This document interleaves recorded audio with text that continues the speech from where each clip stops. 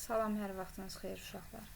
Bugün sizlərlə Landau nəşriyyatının 4-cü siniflər üçün olan monitorinq kitabından Azərbaycan dili yekun monitorinq 7-nin Azərbaycan dili suallarının izahını paylaşacağım.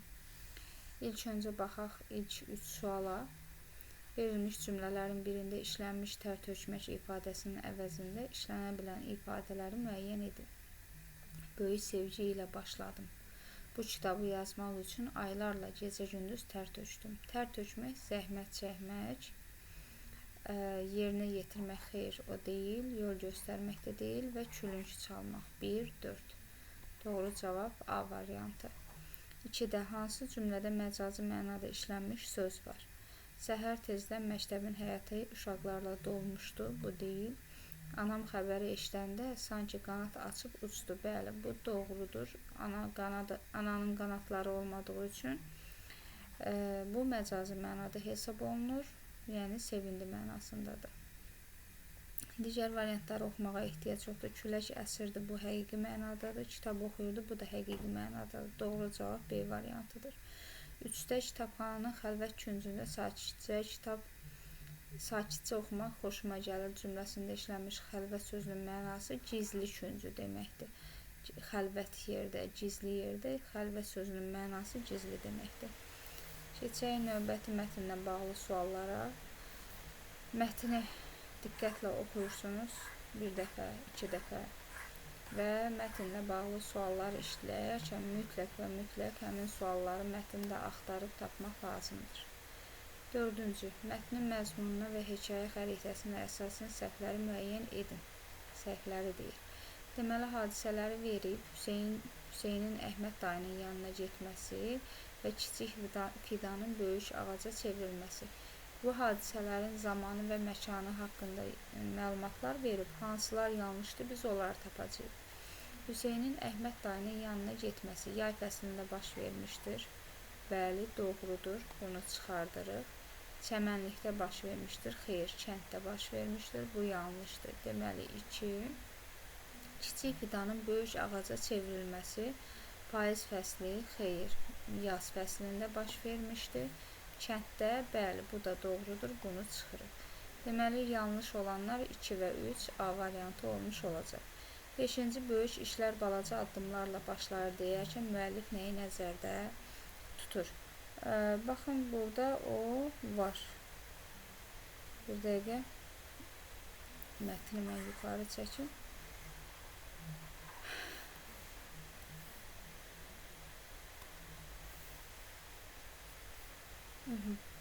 Bu hissədə. Çərçivədə olan hissəni diqqətlə oxusaq görərsiniz ki, burada deyir ki, böyük işlər balaca addımlarla başlayır. Əhməd dayı deyir. Ya bunu niyə deyir? Gələcəkdə bu fidan gələcəkdə böyük bir ağaca çevriləcəkdir. Çünki onun kökləri çox dərinə getmişdir. Bu da hansı variantda öz əksini tapır? B variantında. İndi digər variantlarda baxaq. Hüseynin dərhal uğur qazanacağını, xeyr, ən azından mətndən məlumdur ki, Hüseyin 4 il sonra uğur qazanmışdı. Hüseynin səbirsizliyinin düzəlməyəcəyini, xeyr, düzəlir. Toxumun 4 il ərzində quruyacağını, xeyr, qurumur. 4 ildən sonra fidan əmələ gəlir. Ona görə də doğru cavab B variantı olmuş olacaq. 6-cı sual. Hüseynə aid doğru fikirləri müəyyən edin.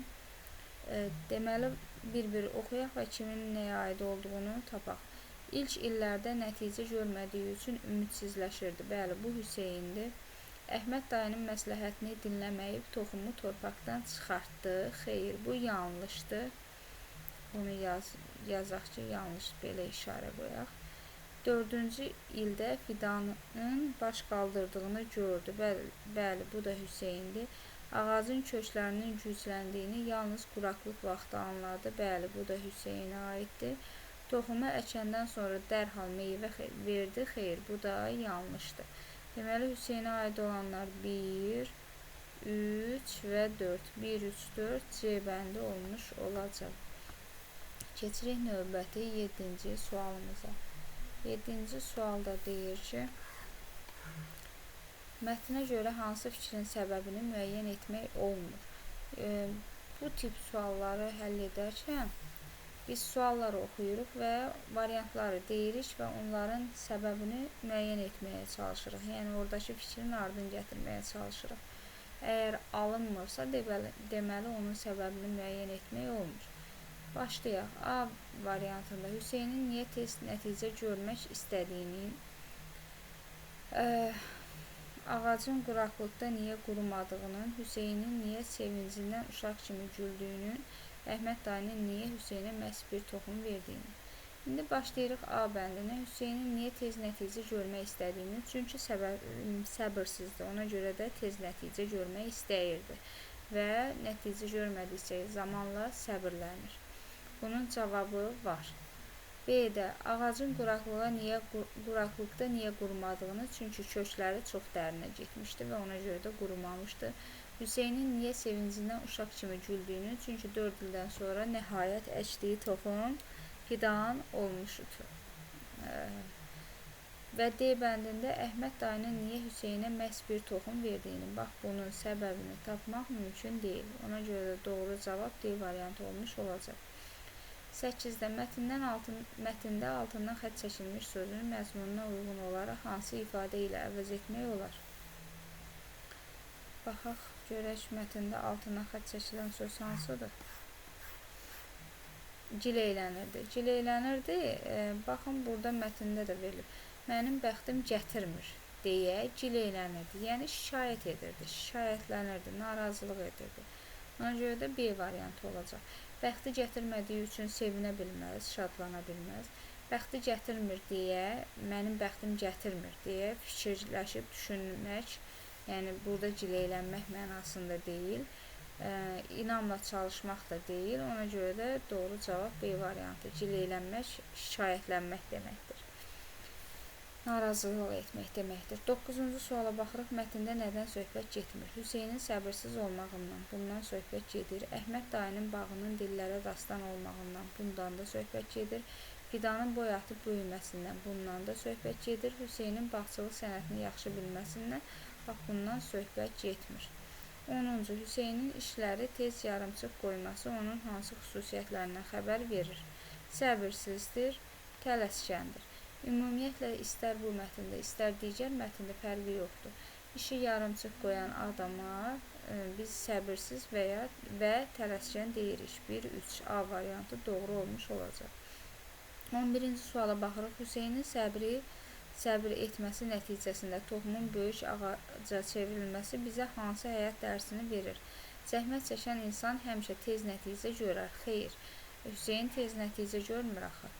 B-də səbir və dözüm uğurun əsas şərtidir. Bəli, Hüseyn səbir etdiyi üçün nəticədə uğur qazandı. Əgər o səbirsizlik edib toxumu yerdən çıxarsaydı, uğur qazana bilməzdi. C. Hər toxum möcüzəlidir, öz-özünə böyüyər. Xeyr, toxumun böyüməsi üçün ona qulluq lazımdır. Onu sulamaq, böyüməsi üçün çalışmaq lazımdır. D. İnsanlar arzularını gerçəkləşdirmək üçün başqalarından kömək almalıdır. Xeyr, Hüseyn sadəcə toxumu Əhməd dayıdan alır, amma onu reallaşdırmaq üçün, o ağacı böyütmək üçün heç kimdən kömək almır. 12-ci sual çərçivə olan hissəyə aiddir. Baxaq. Nəhayət 4-cü ilin çərçivəni oxumuram, oxumağa siz amma oxuyarsınız. Çərçivədə verilmiş hissəni hansı yarımbaşlıqla adlandırmaq olar? Səbrin bəhrəsi. Bəli, səbrin bəhrəsi kimi adlandırmaq olar. İndi ardını oxuyaq. Ümidsizlik. Xeyr, artıq burada toxumdan fidan əmələ gəldiyi üçün ümidsizlik yox idi. Quraqlığın səbəbi. Xeyr, bu da deyil. Burada quraqlığın səbəbindən danışılmır. Quraqlıq həmin çərçivədən sonraki hadisələrdə baş verir. Əhməd dayının sirri. Xeyr, bu da yoxdur. Doğru cavab A bəndidir. Səbrin bəhrəsi. Burada Hüseyn səbr etdiyi üçün nəhayət 4 ildən sonra həmin toxumdan yaşıl bir fidan boy qaldırır. Keçirik növbəti mətnə. Deməli, növbəti mətn steyamla bağlıdır. Steyam haqqında məlumat verilib mətndə. Bir dəqiqə bu hissəni nisbətən balacalaşdırım ki, mətn tam formada burada öz əksini tapsın.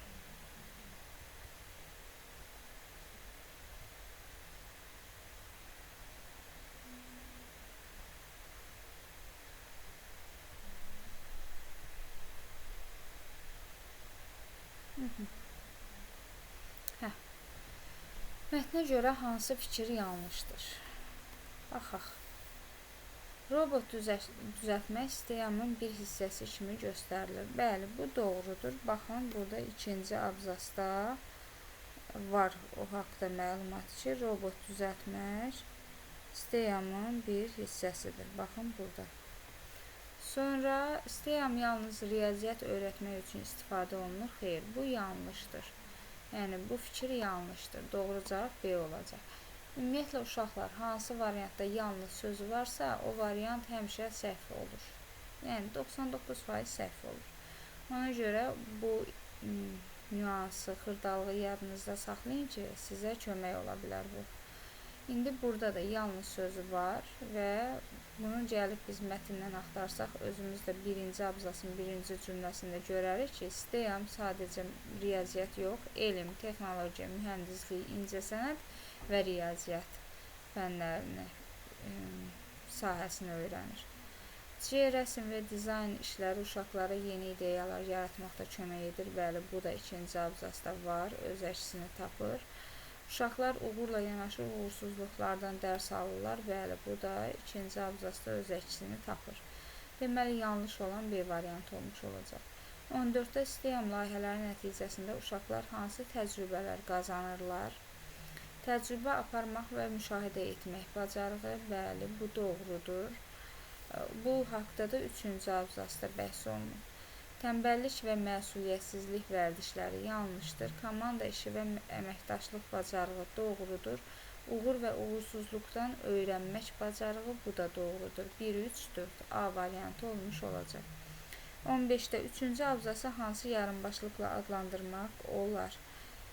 15-ci, daha doğrusu 3-cü abzasda burada əsasən nəydən bəhs olunur?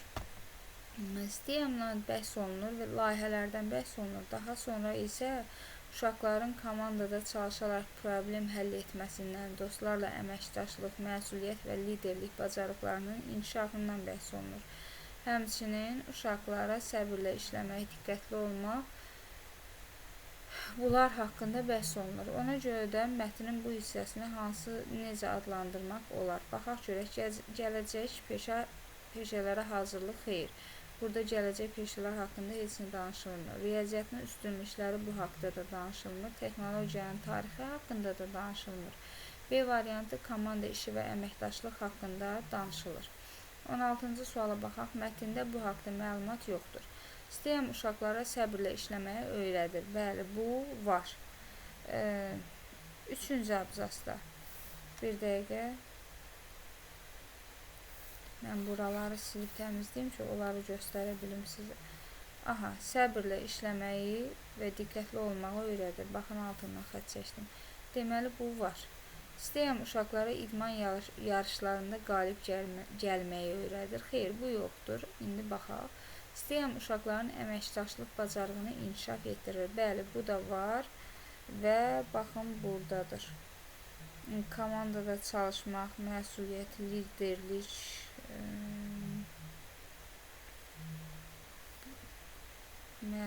liderlik, bacarıqlarını öyrədir. Həmçinin də komandada çalışmaq özü əməkdaşlıq deməkdir. Başa düşdünüzmü? Yəni, bunu öyrədir və keçirik növbəti. Bu da doğrudur. Sistem uşaqlara müasir texnologiyaları anlamağa kömək edir. Baxın, bu ikinci, daha doğrusu.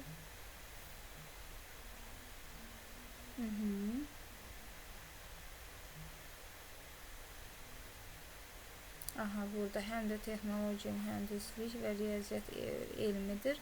Yəni, buradan da belə nəticə çıxartmaq olar ki, uşaqların müasir texnologiyaları anlamağa. Aha, 4-cü abzasda həmin cümlə bir daha əksini tapır ki, uşaqlara müasir texnologiyaları anlamağı kömək edir. və bunun da cavabı var. Cavabı olmayan B variantı olmuş olacaq. Keçirik növbəti 17-ci sualımıza. 17-ci sualda nə deyir? 17-ci sualda deyir ki, mətnin məzmununa əsasən hansı nəticəni çıxarmaq olar? İstəyəm uşaqlara yalnız riyaziyyat bacarıqlarını qazandırır. Xeyr, buradan yalnızı çıxarırıq. Bu yanlışdır. İstəyəm təhsil uşaqlara həm bilik, həm də yaradıcılıq bacarığı verir. Bəli, bu da doğrudur. C-yə baxıraq, istəyəm yalnız məktəbdə tətbiq olunur, evdə tətbiq edilmir. Burada da yalnız var, bu yanlışdır. Uşaqlar layihələrlə tək başına işləməlidirlər, komanda işi nəzərdə tutulmur. Bu da yanlışdır. Doğru cavab B olmuş olacaq. 18-də, yəni bunların hamısını gəlib mən mətndən axtarsam, asanlıqla tapa biləcəm. Sadəcə vaxt itkisi olmasın deyə mən bir də hər bir sualı gəlib mətndən axtarmıram. Çünki əvvəlki monitoriklərin izahında biz mümkün qədər sizə xırdalıqların hamısını başa salmağa çalışmışam və burada artıqdan vaxt itkisinə yol vermək istəmirəm ki, siz özünüz axtarıb tapa biləsiniz. 18-ci suala baxıram. İstəyəm də komanda ilə işləmək uşaqlara nə qazandırır? Baxaq variantlara. Yalnız şəxsi uğur qazandırır. Xeyr. Dostlarla əməkdaşlıq və məsuliyyət hissi, bəli, bu doğrudur. Baxın, burada da var. Dostlarla əməkdaşlıq həm də məsuliyyət və liderlik bacarıqlarını artırır. Ona görə də heç əlavə axtarışa ehtiyac yoxdur. B variantı doğru olmuş olacaq. 19. Mətnə görə hansı suala cavab yoxdur? İstəyəm hansı fənləri özündə birləşdirir? Var. Elm, texnologiya, mühəndislik, incəsənət və riyaziyyat. Birinci abzasın birinci cümləsində öz əksini tapıb. B variantı uşaqlar layihələr zamanı hansı bacarıqları qazanırlar? Bu da var. Məsuliyyət, liderlik, əməkdaşlıq bacarıqlarını qazanırlar. İstəyəm uşaqları idman yarışlarına necə hazırlayır? Bu yoxdur. İstəyəm layihələri uğur və uğursuzluqdan öyrənməyə necə kömək edir? Bu da var. Baxın, təcrübə aparmaq və sınaqdan keçirmək imkanı verir. Bu da onlara uğur və uğursuzluqdan öyrənməyə daha çox inkişaf etdirirlər. Yəni, bunun da cavabı var. Cavabı olmayan C variantı olmuş olacaq. Keçirik 20-ci suala. Sonuncu abzasın əsas məqsədi nədir? Sonuncu abzas 4-cü abzasdır. Uşaqları yalnız imtahanlara hazırlaşmağa çağırmaq, yalnız var, çıxardıram. Yalnız C-də də var, onu da çıxarıram. Qalır B və D. Uşaqları texnologiyalara və gələcək peşələrə hazırlamaq. Bu doğrudur. D-yə baxaq. Uşaqlar əyləncə oyunlarına cəlb etmək, bu isə yanlışdır. Keçirik növbəti. Bunun cavabı oldu B. Keçirik 21-ci sualımıza. 21-ci sualımızda deyir ki, mətnə görə düzgün fikri müəyyən edin. Səbəbi verib burada, həmin səbəbin nəticəsini tapmalıyam. Uşaqlar layihələrdə uğur və uğursuzluqla qarşılaşırlar. Nəticədə nə baş verir? Görək nə baş verir bundan sonra. Nəticə olanda burada verilən hadisədən sonra nə baş verdiyini axtarmaq lazımdır. Səbəb olanda isə bu hadisə niyə baş verib onu axtarmaq lazımdır. İndi biz nəticə axtardığımız üçün burada yazılandan sonra nə baş verir onu axtarmalıyıq. Onlar yalnız nəzəri bilikləri əzbərləyirlər. Xeyr, yanlışdır. Baxın, A-da da yalnız sözü var, C-də də yalnız sözü var. Bunların hər ikisini çıxarıb atırıq. Geriyə qalır B və D. Onlar daha çox inkişaf edir, təcrübə qazanırlar. Bəli, bu doğrudur. D-yə baxaq. Onlar əyləncə məqsədi ilə vaxt itirirlər. Bu yanlışdır. Yəni, uşaqlar layihələrdə uğur və uğursuzluqla qarşılaşırlar. Nəticədə onlar daha çox inkişaf edir və təcrübə qazanırlar. Yəni, doğru cavabımız B olmuş olacaq. Keçək 3-cü mətnimizə. 3-cü mətn burada Hind toyuqları ilə və tovuz quşu ilə əlaqəli bir mətndir. Mətni yenə oxumuram, siz özünüz oxuyub tapa bilərsiniz. Baxaq növbəti mətnlə bağlı sualımıza.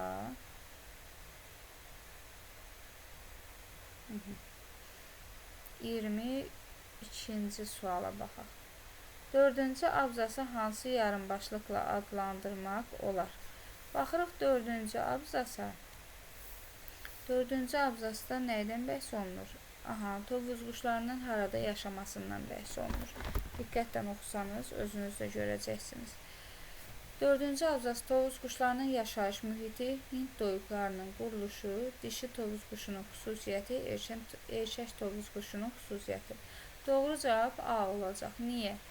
Çünki burada 4-cüdə tovuz quşlarının yaşayış mühitindən bəhs olunur. Hind toyuqlarının quruluşundan bəhs olunur 2-ci abzasda. Dişi tovuz quşunun xüsusiyyətindən də, daha doğrusu Hind toyuqlarının quruluşundan 3-də bəhs olunur. Dişi tovuz quşlarının xüsusiyyətindən 2-də bəhs olunur. Erkək tovuz quşunun quyruğundan 1-də bəhs olunur. Amma A-da 4-də bəhs olunur. Keçirik 23-cü sualı. Yəni bunun cavabı oldu A variantı. 23-də mətndə bu suala cavab yoxdur. Erkək tovuz quşunun əsas xüsusiyyəti nədir? Quyruğunun lələklərini, belə deyək, geniş açması və yelpiyə bənzəməsi bu onun əsas xüsusiyyətidir. Tovuz quşları əsasən hansı ölkələrdə yaşayırlar? Bunun da cavabı var. Hindistan, Şri-Lanka, Cənubi Asiya ölkələrində yaşayırlar. Hind toyuqları harada daha çox yayılıb? Bunun cavabı verilməyib mətndə. Hind toyuqları insanların həyatında hansı rolu oynayır? Bunun da cavabı verilib mətndə. Əsasən hansı rolu oynayır? Ev quşları kimi saxlanılır və bir dəqiqə burada var idi. Ev quşları kimi saxlanılır və insanlar üçün qida mənbəyi rolunu oynayır. Yəni bunun da cavabı var. Cavabı olmayan C variantı olmuş olacaq. Keçirik 24-də. Biri tovuz quşlarına aid xüsusiyyət deyil. Erkəklərin quyruğu böyük və rəngarəng olur. Bu doğrudur. Dişiləri qəhvəyə rəngdədir və təbiətdə gizlənməyə kömək edir. Bu da doğrudur. A bəndi 1-ci, B bəndi 2-ci abzasdadır. Əsasən Avropanın soyuq bölgələrində yaşayırlar. Bu yanlışdır. Əsasən Cənubi Asiya, Hindistan və Şri-Lanka ərazilərində yaşayırlar. Bu da 3-cü abzas, daha doğrusu 4-cü abzasda verilib, amma yanlış variant olaraq yanlış verilib. Ona görə də 24-də doğru cavab C olacaq.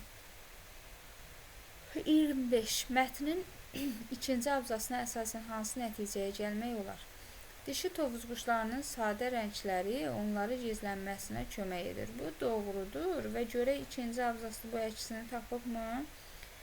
Baxaq. Bəli. Dişi tovuz quşları daha sadə qəhvəyə rəngdə olur. Bu sadə görünüş onların təbiətdə gizlənməsi və yırtıcılardan qorunmasını asanlaşdırır. Yəni doğru cavab A olacaq. B. Dişi tovuz quşları erkəklərdən daha göz qamaşdırıcı olur. Xeyr, yanlışdır. C. Erkək və dişi tovuz quşlarının rəngləri eynidir. Bu da yanlışdır. Erkəklər balaları böyütməklə məşğuldur. Bu da yanlışdır. Balaları böyütməklə dişi tovuz quşları məşğul olur. Yəni 25-də doğru cavab A olacaq. Keçirik növbəti 26-cı sualımıza. 26-cı sualımızda deyir ki, şəkildə verilmiş məlumata əsasən doğru cavabı seçin. Baxın, şəkildə verilən məlumatları deyir. Bu hissə Hind toyuğuna aiddir. Bu hissə isə, belə götürək də, bu hissə isə tovuz quşuna aiddir. İndi oxuyaq məlumatları. Tovuz quşu 100-dən çox yumurta verə bilir. Xeyr, bu Hind quşudur. Tovuz quşu çox vaxt sübh çağı ötür. Bəli, bu doğrudur. Tovuz quşu iri gövdəli quşdur. İri gövdəli, güclü, qanadlı, daha doğrusu Hind toyuğu, üzr istəyirəm, iri gövdəli, güclü, qanadlıdır. Bəli, bu da doğrudur.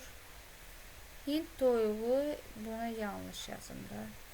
Hind toyuğu, Hind quşları ailəsinə aiddir. Bəli, bu da doğrudur və 2-ci abzasda öz əksini tapır. Deməli, uşaqlar, bu sualın qoyuluşu səhvdir. Burada bizə əsasən doğru cavabı yox, Doğru sözün yerinə yanlış sözü yazın. Yanlış cavabı seçəcəyik. Çünki doğrunu seçəsi olsuq, bizim burada 3 dənə doğru cavabımız var. Amma biz yanlışı seçəsi olsaq, sadəcə bir dənə A variantı yanlış cavabımız olacaq. Doğru cavab A olacaq. Burada doğru sözünü silin və yanlış yazın onun yerinə. 27-ci suala baxaraq, tovuz quşları və Hind toyuqlarının ortaq xüsusiyyəti nədir? Burada deyir ki, hər ikisi, baxın 3-cü abzasda deyir, hər iki quş Hind quşları ailəsinin parlaq nümunələridir və quruluş baxımından oxşar cəhətlər daşıyırlar. Yəni, hər ikisi nədir? Hind quşu ailəsinə aiddir. Doğru cavab B variantı olacaq. 28-də tovuz quşlarının sosial davranışı nə ilə nəticələnir? Onu da tapaq, görək tovuz quşlarının sosial davranışları nə ilə nəticələnir? Buralarda Hind toyuqlarının sosial davranışlarını verib. Tovuz quşları həmçinin qrup halında yaşayır. Altından xətt çəkirəm. Və sosial davranışları ilə diqqət çəkir. Onlar bir-birinə xəbərdarlıq siqnalları verir. Təhlükədən qorunmaq üçün bir-birinə kömək edirlər. Yəni, bir-birinə xəbərdarlıq siqnalları verirlər, bir və təhlükə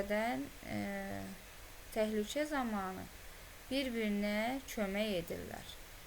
Baxaq görək, təhlükə zamanı hərəsi öz-özünü qoruyur, xeyr. Qrup halında yaşayaraq bir-birinə kömək edirlər, bəli. Təhlükə zamanı quyruqlarını itirirlər, xeyr. Doğru cavab 1 və 3 A bəndi olmuş olacaq. 29. Mətndə bu haqda məlumat yoxdur. Tovuz quşunun sosial quş olması var. 4-cü abzas 1-1 yazıram hansındadırsa. Tovuz quşunun ölçüləri, bu da var. Şəkildə də var və 1-ci abzasda da var. Tovuz quşunun quyruğunun rəngi, bu da var. 1-ci abzasdadır. Tovuz quşunun neçə il ömür sürməsi, bax bunun cavabı yoxdur. Doğru cavab D olacaq. 30. Tovuz quşlarına əsasən hansı ərazilərdə yaşaması neçənci abzasda qeyd olunur? Tovuz quşlarının hansı ərazidə yaşaması 4-cü abzasda qeyd olunur. Və bu məlumata əsasən burada 2 variant doğru olacaq. C variantı və D variantı. Çünki 4-cü abzas həm də mətnin sonuncu abzası olduğu üçün burada D variantını da seçmək mümkündür. Yəni, 30-cu sualda hər iki variant var. C və D doğru cavab sayılır. Bu qədər uşaqlar. Bugünkü suallarımızın izahı bu qədər. Hər birinizə uğurlar arzu edirəm. Hələlik.